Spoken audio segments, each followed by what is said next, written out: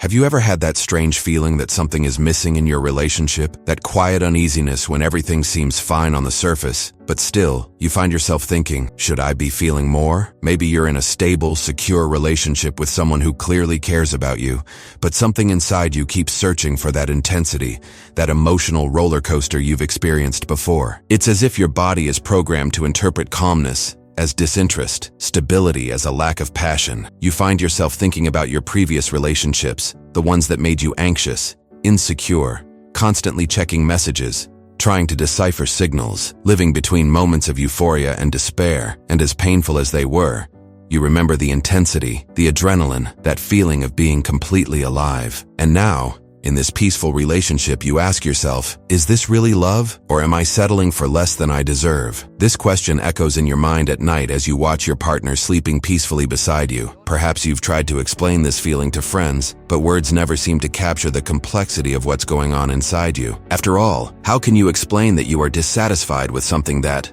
objectively, seems to be exactly what everyone else is looking for? How can you admit that part of you misses the chaos, the uncertainty, even the pain? Today we're going to dive deep into this paradox that many of us experience but few can articulate. Why calm, stable, and secure love often seems uninteresting, cold, or even boring to our emotional system. And we're not just going to identify this pattern, we're going to understand its neurobiological and psychological roots, and how our attachment styles shape this distorted perception of what true love is. More importantly, I will share concrete and transformative strategies that have helped hundreds of people break this cycle and finally recognize, value, and enjoy healthy love when it comes into their lives. This is a journey I know intimately, not only as a professional, but as someone who has confused intensity with intimacy, drama with passion, and anxiety with love. The path we will walk together today can literally change the way you experience your relationships for the rest of your life. If you have ever felt trapped in emotional patterns that seem impossible to break, know that you are not alone on this journey. Here on this channel, we have created a safe space to understand these dynamics together. If this content resonates with something inside you, consider subscribing so we can continue this important conversation. Each video is like a small step toward healing,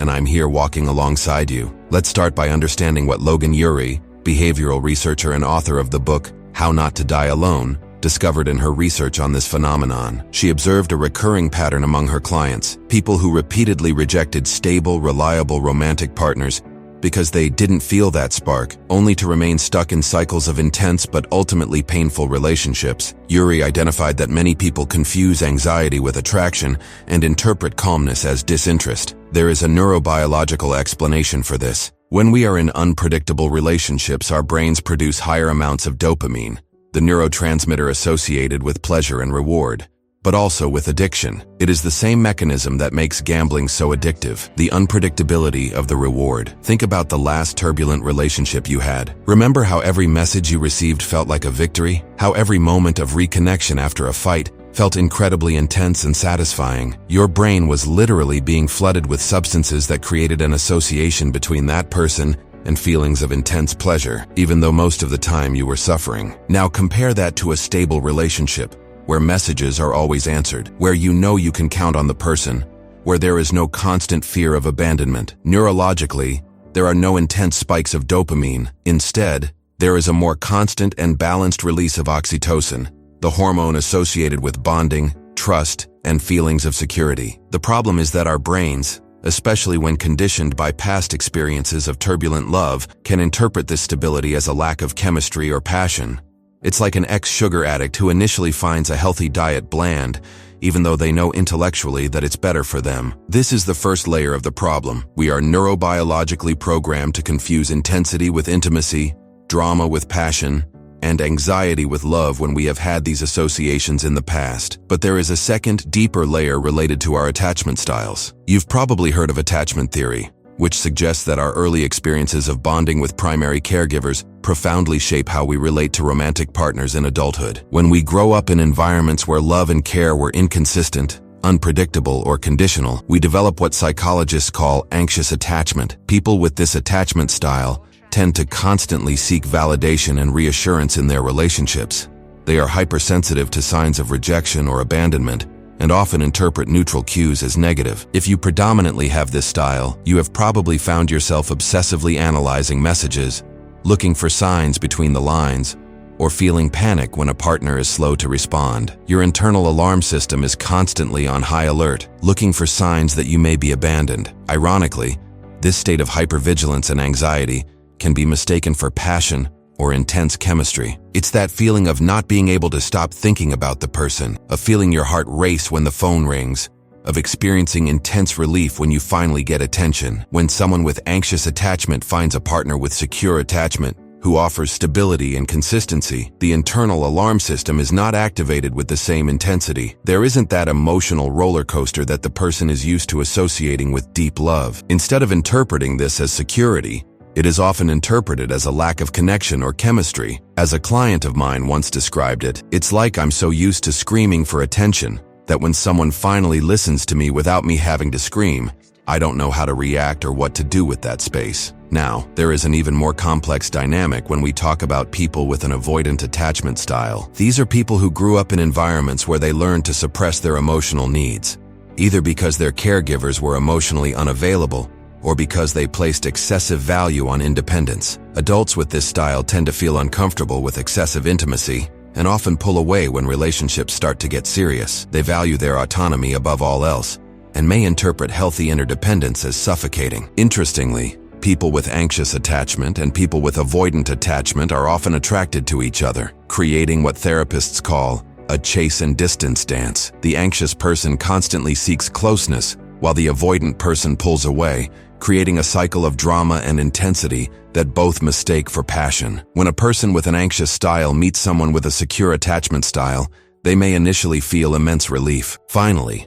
someone who responds, who is present, who doesn't play emotional games. But over time, the absence of that familiar dance can be interpreted as a lack of spark or chemistry. Similarly, when someone with an avoidant style finds a secure partner who respects their space without taking their distance as personal rejection, they may initially feel relief, but then interpret that stability as boring predictability or a lack of challenge. I want to pause for a moment and ask you directly, which part of this emotional dynamic resonates most deeply with your experience? Perhaps you are feeling a lump in your throat right now, recognizing patterns you have experienced repeatedly and never been able to name. Or maybe you are reliving conversations and moments when your heart seemed to beg for connection, while something inside you simultaneously feared that very closeness. Know that your story, your unique experience, may be exactly what someone else needs to read today to feel that they are not alone on this journey. If you feel comfortable, leave a comment. I recognize this pattern when... Complete this sentence with your own experience. Don't underestimate the power of your words. What may seem like just venting to you may be the moment when someone else finally feels understood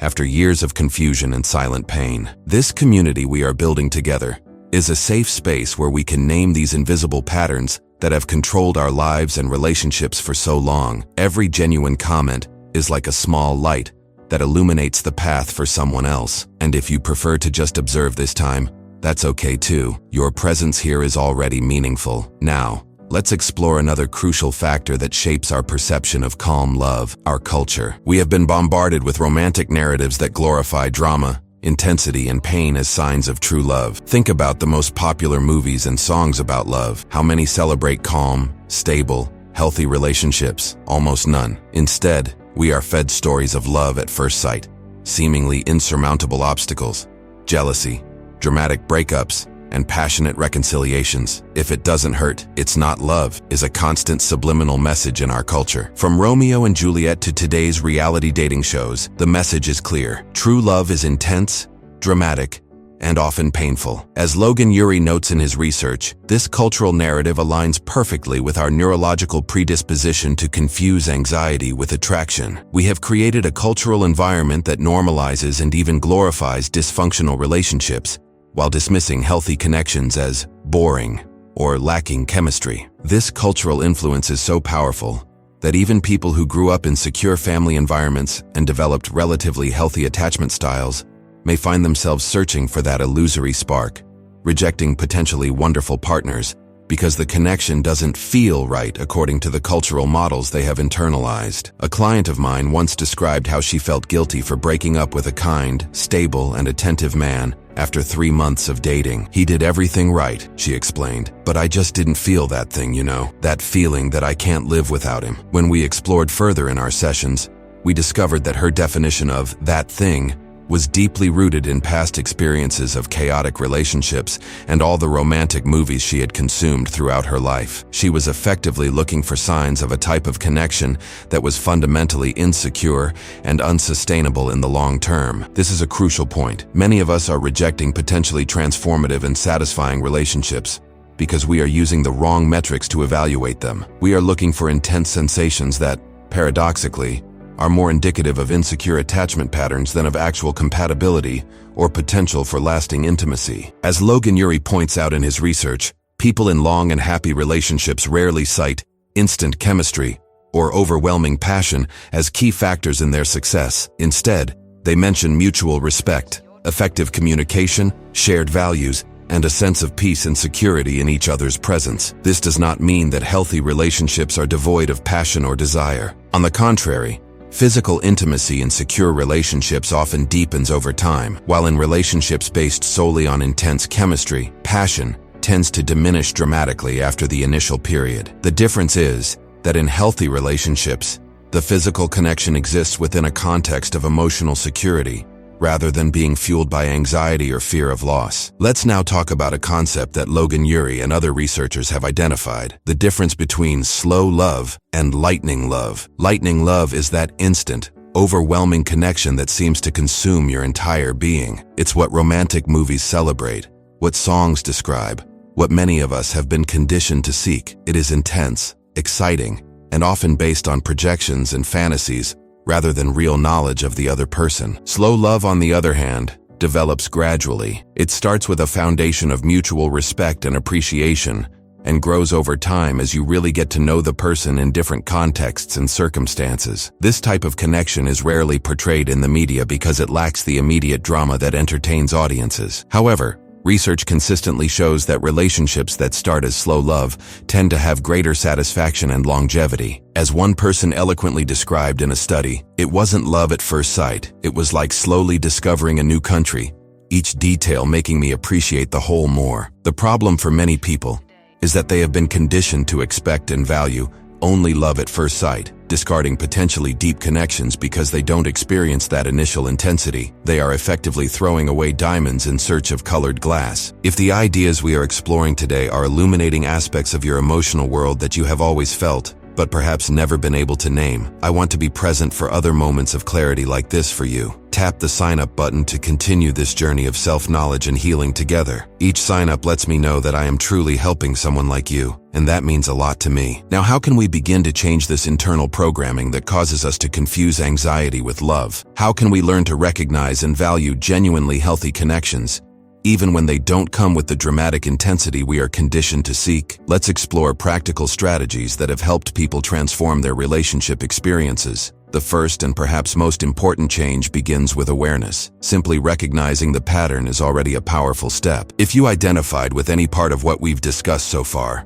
pause for a moment and honor that discovery. You've just named something that has possibly influenced all your romantic choices up to this point. This recognition is the first ray of light that can eventually illuminate a completely new path for you. The next step is to start questioning your automatic interpretations. When you find yourself thinking, "I don't feel chemistry with this person," or "that spark is missing," ask yourself, what exactly am I looking for? Am I looking for signs of a healthy relationship or signs of a familiar but potentially dysfunctional pattern? As Logan Ury suggests in his research, it may be helpful to make a concrete list of what you consider chemistry or spark and critically examine each item. You may find that many of the signs you interpret as attraction are actually symptoms of attachment anxiety, that feeling of butterflies in your stomach when the person is around, the inability to concentrate on other things, the constant worry about what they are thinking or feeling, the emotional roller coaster between moments of euphoria and despair. Questioning these interpretations does not mean denying your emotional experience, but rather expanding your understanding of it. A practical exercise I have been recommending to clients is sensation tracking. During the first few weeks of a new relationship, keep a journal where you record how you feel in the person's presence and between encounters. Pay special attention to physical sensations. Does your heart race? Does your breathing change? Do you feel relaxed?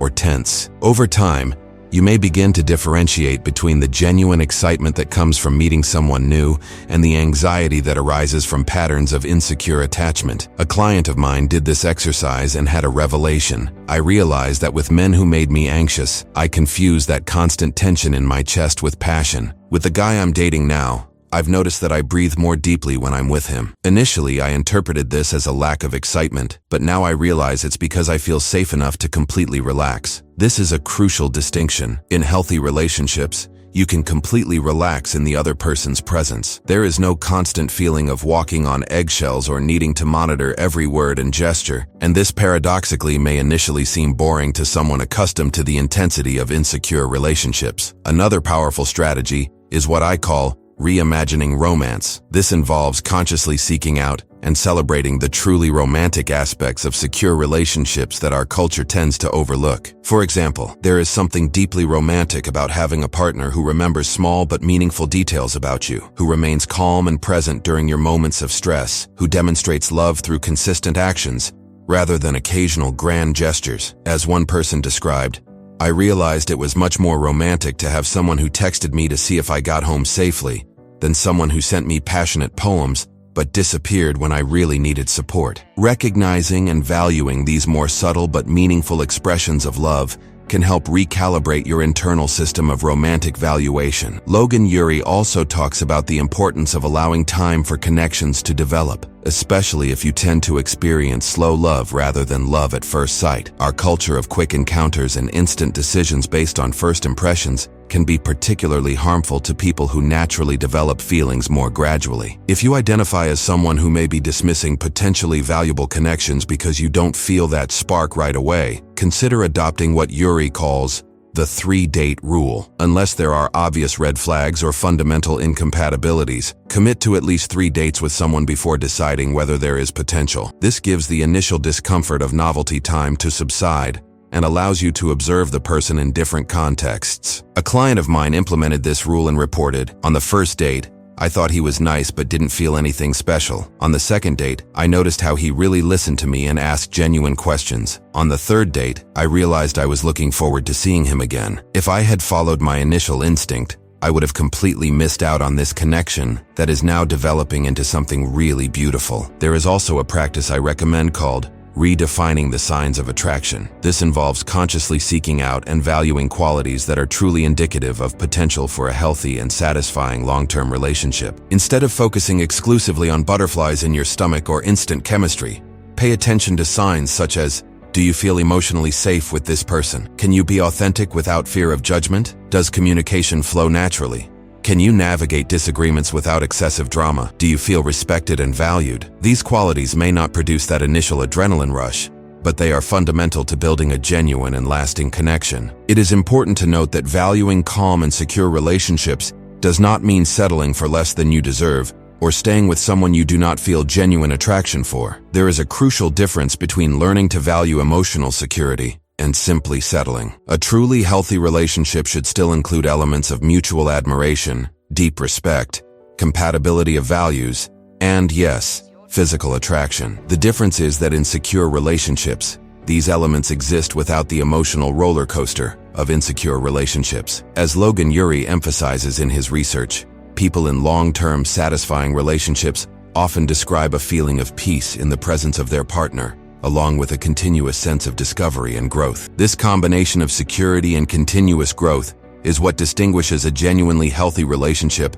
from one that is simply comfortable but stagnant. One client eloquently described this distinction. "With my ex, it was intense but unstable, like constantly being on the edge of a cliff. With my current partner, it's like climbing a mountain together. There's still excitement and growth, but there's also confidence that we won't let each other fall." For those of you who are currently in a relationship where you question the connection because it seems to lack that intensity, here are some questions to reflect on. What exactly is missing? Is it really passion and connection? Or is it the drama and anxiety you've associated with love in the past? Do you feel respected, heard, and valued in this relationship? Is there genuine admiration between you? Do you like who you are when you are with this person? Does your relationship have room for both security and growth? Answering these questions honestly can help you distinguish between a relationship that is truly incompatible and one that simply doesn't fit the model of love conditioned by past experiences or cultural expectations. It is also important to recognize that the transition from valuing intensity to valuing security does not happen overnight. It is a recalibration process that takes time and often involves discomfort. As one client described, "In the first few months with my current partner, I constantly questioned whether it was enough. There wasn't the drama I was used to, and part of me interpreted that as a lack of passion. It wasn't until about 6 months in that I realized how liberating it was to simply relax in a relationship, to trust that the person would be there the next day, to not have to analyze every interaction for signs of rejection." Now let's talk about a specific tool that Logan Ury recommends for people trying to navigate this transition: relationship values mapping. This exercise involves consciously identifying what qualities you truly value in a partner and in a long-term relationship, as opposed to the qualities you've been conditioned to seek. Start by listing all the characteristics you believe your ideal partner should have. Next, for each characteristic, ask yourself, would this quality genuinely contribute to a happy,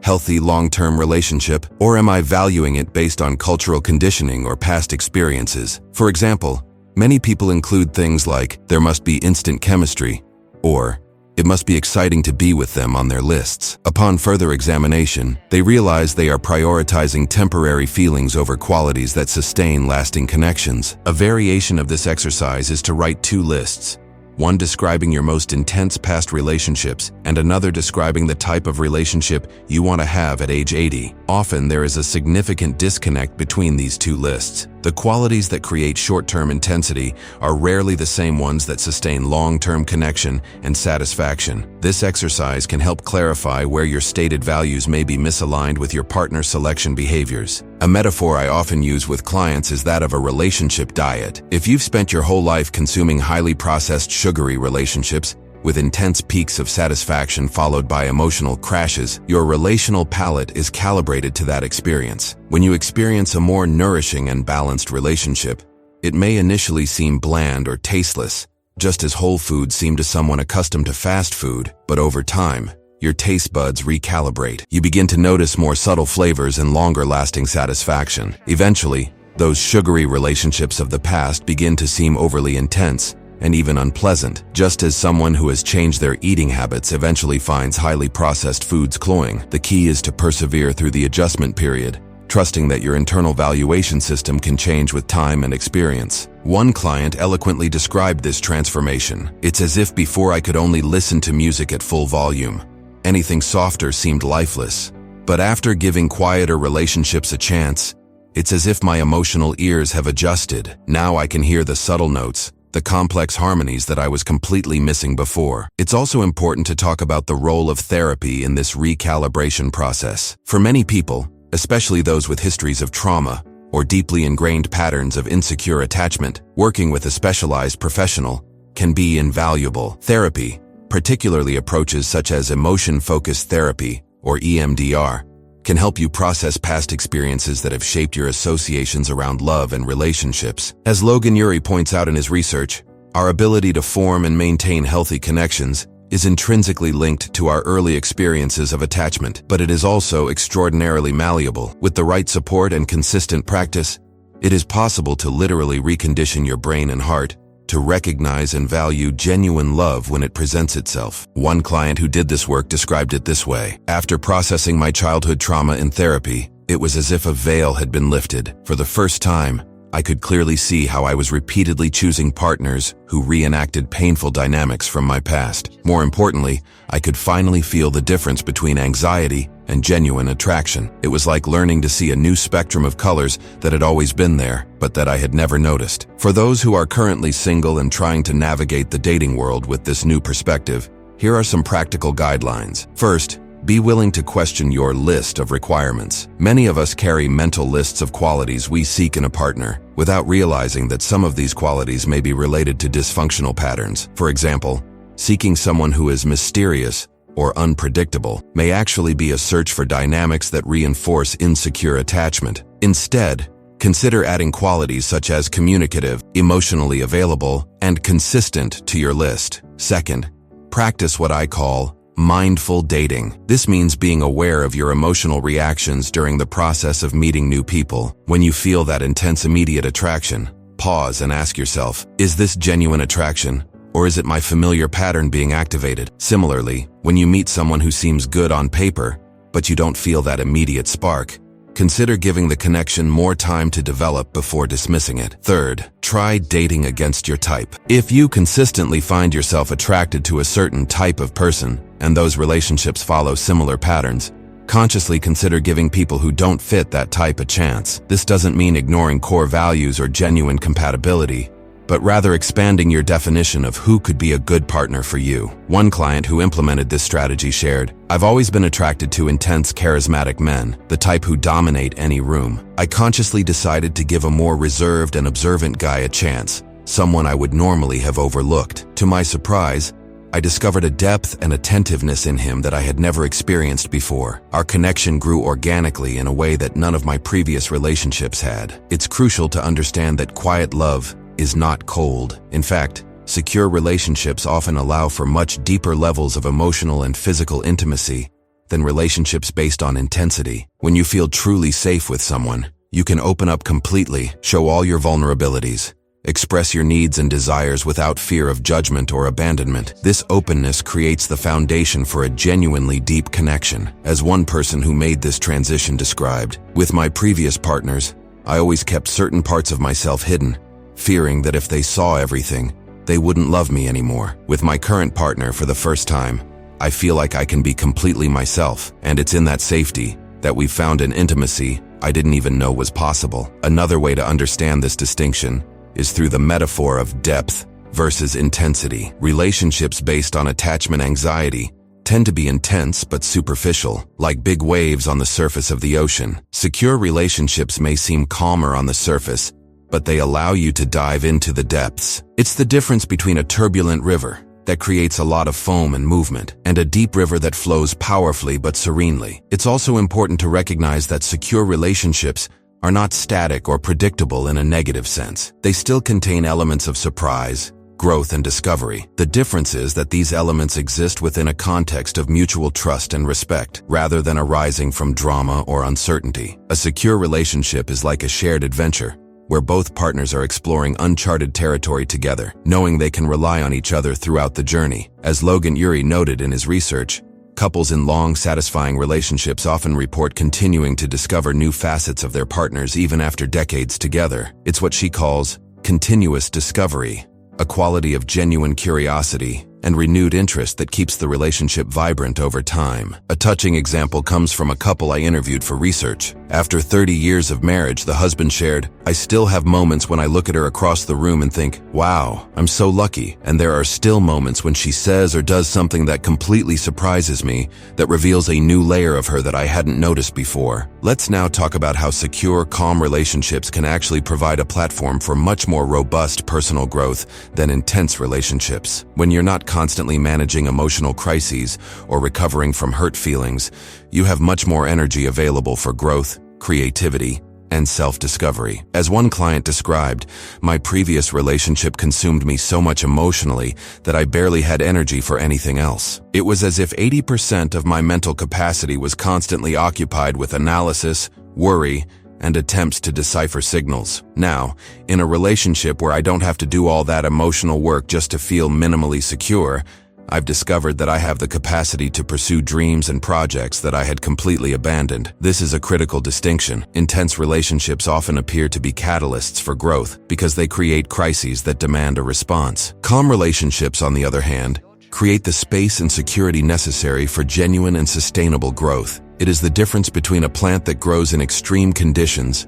developing adaptations for survival, and one that flourishes in fertile soil, expressing its full genetic potential. Both grow, but in fundamentally different ways. Another important aspect to consider is how secure relationships impact not only our emotional well-being, but also our physical health. Research in effective neuroscience shows that relationships characterized by high levels of attachment anxiety put the body in a chronic state of stress, with elevated cortisol levels and persistent sympathetic activation. This can literally wear down bodily systems over time, contributing to problems such as hypertension, compromised immune system, digestive disorders, and even accelerated cellular aging. In contrast, secure relationships promote physiological states characterized by balance between the sympathetic and parasympathetic systems, healthy levels of oxytocin and other bonding hormones, and reduced chronic inflammation. In other words, calm and secure relationships not only feel better emotionally in the long run, but are also literally better for you. This can literally wear down bodily systems over time,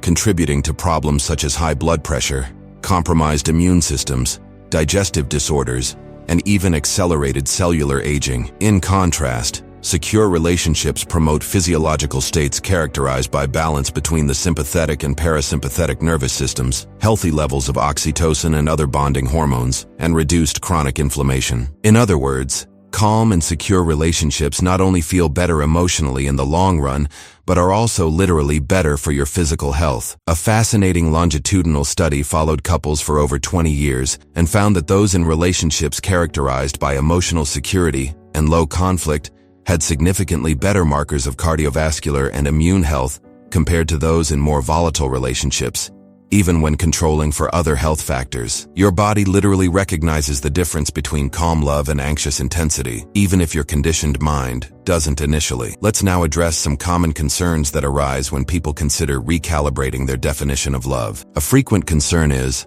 what if I never feel that passionate intensity that movies have promised me? It is important to distinguish between two types of intensity. There is the intensity that arises from attachment anxiety, which is marked by fear of loss and a constant need for reassurance. And there is the intensity that arises from genuine connection, shared vulnerability, and mutual desire. The second form of intensity is absolutely possible in secure relationships. In fact, it is often deeper and more satisfying, because it exists without the constant backdrop of fear and uncertainty. As one client described, the intimacy with my current partner is much more intense than anything I've experienced in previous relationships, because I can be completely present and open, without part of me always being on guard. Another common concern is, am I just settling if I choose someone with whom I don't feel that initial spark? This is a crucial distinction. There is a difference between settling for less than you deserve and recalibrating your definition of what constitutes a valuable connection. Settling means ignoring fundamental incompatibilities or a lack of genuine attraction because you fear being alone. Recalibrating means recognizing that your current definition of spark may be based on dysfunctional patterns and being willing to try new types of connection. As Logan Ury emphasizes in his research, people who have done this recalibration often report that over time, they develop a much deeper and more satisfying appreciation for connections that initially seemed less exciting. One study participant described, "At first I thought I was settling. 6 months later I realized I was experiencing a completely new kind of relationship that I didn't even know was possible.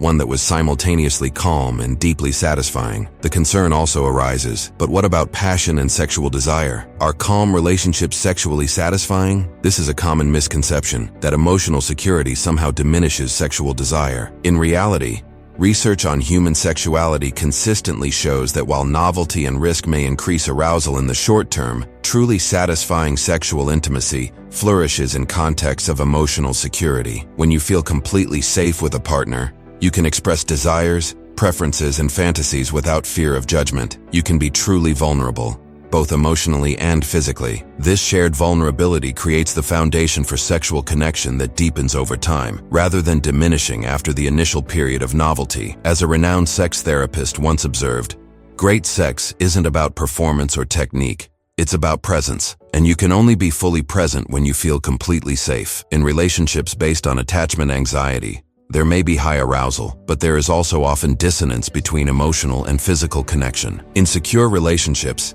there is potential for much greater integration between emotional and physical intimacy, creating a sexual experience that nourishes all aspects of being. Perhaps the deepest concern that arises in this work is, if my current definition of love is based on dysfunctional patterns, does that mean I have never truly loved or been loved? This is an existentially painful question that many people face when they begin to reconsider their understandings of love and connection. What I can offer is this: intense feelings in past relationships were real and meaningful, even if they were colored by patterns of insecure attachment. Those experiences are part of your journey and have contributed to who you are today. At the same time, there is potential to experience forms of love that are both deep and free from the painful characteristics you have associated with love in the past. As one client poetically expressed, "I realize now that my previous relationships were like watching the ocean during a powerful and majestic, but also dangerous storm. My current relationship is like diving into the depths of that same ocean on a clear day, seeing colors and life I never knew existed down there." Both are legitimate experiences of the ocean, but they offer very different possibilities for exploration and connection. Before we say goodbye, I want to thank you for taking this time for yourself, for being open to looking at patterns that are often painful to recognize. This is an act of courage that deserves to be celebrated. If you feel that this content has shed light on something important in your life, subscribe to the channel so we can continue this conversation week after week. It's not about numbers for me. It's about knowing that I can be there for you when you need clarity, understanding, and direction. Each new video is created with people just like you in mind, who feel deeply and desire more meaningful connections. Tap the subscribe button as a commitment to your emotional well-being. I'm here to accompany you every step of the way, and if this content was helpful to you, leave your like and share it with someone who can also benefit from these reflections.